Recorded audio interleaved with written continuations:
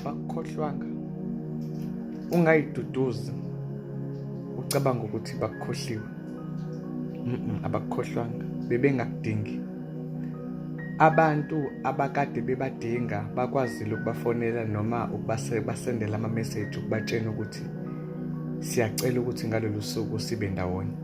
Ukuthi wena ubone ey'thombeni ukuthi ume nabantu abathile, not ngoba ekukhohliwe, ngoba kakudingi. Kunohlobo labantu abangakudingi uma bejabula, but abakudingayo uma bekhala, noma abakudingayo uma kukhona into abayidinga kuwena. Kodwa uma ingekho into abayidinga kuwena, ngeke baze bazo-invite abantu ababadingayo. In other words, bebengakukhohlwanga, bebengakudingi, or bebengasiboni isidingo sakho kwidili abakade benalo. Ungabazondi, bebengakudingi. Musa ukuyiduduza uthi bakukhohliwe, abakukhohlwanga, bebengakudingi. La magama engiwashoyo abuhlungu. Ayikho into ebuhlungu njengokurejectwa abantu obathandayo. Ayikho into ebuhlungu, or enye izinto ezibuhlungu ilento yokubeka phambili abantu wena bakubeka emuva.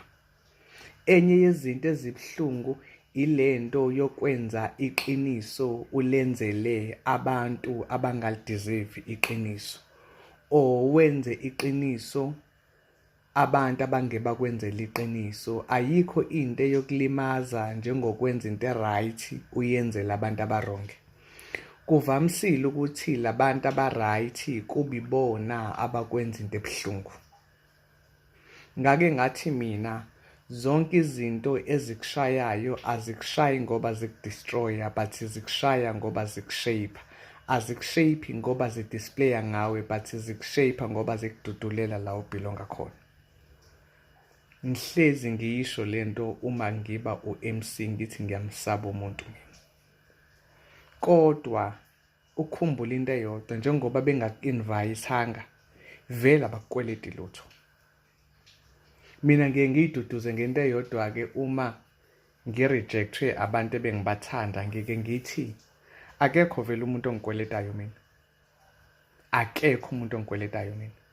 Ngoba nasekukhuleni kwami abantu ababengikweleta ababebabili kwakuwuma nobaba bengikweleta uthando. So ngize ngangaka uma washona ubaba wanganginika uthando.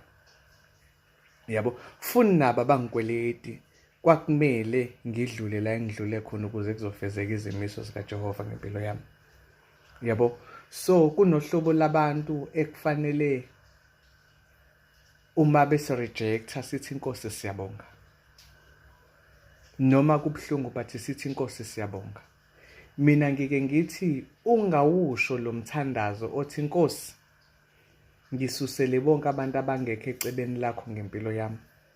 Ngoba umuntu wokuqala uyosusa lo muntu ombiza ngo-best friend wakho.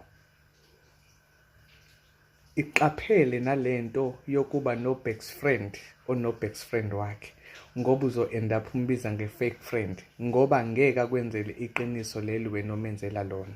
Yena uzokwenzela u-best friend wakhe njengoba nawe wenzela yena as u-best friend wakho. Ikade lento yokuba no-best friend ono-best friend wakhe. Senolala kahle masendala. Love you.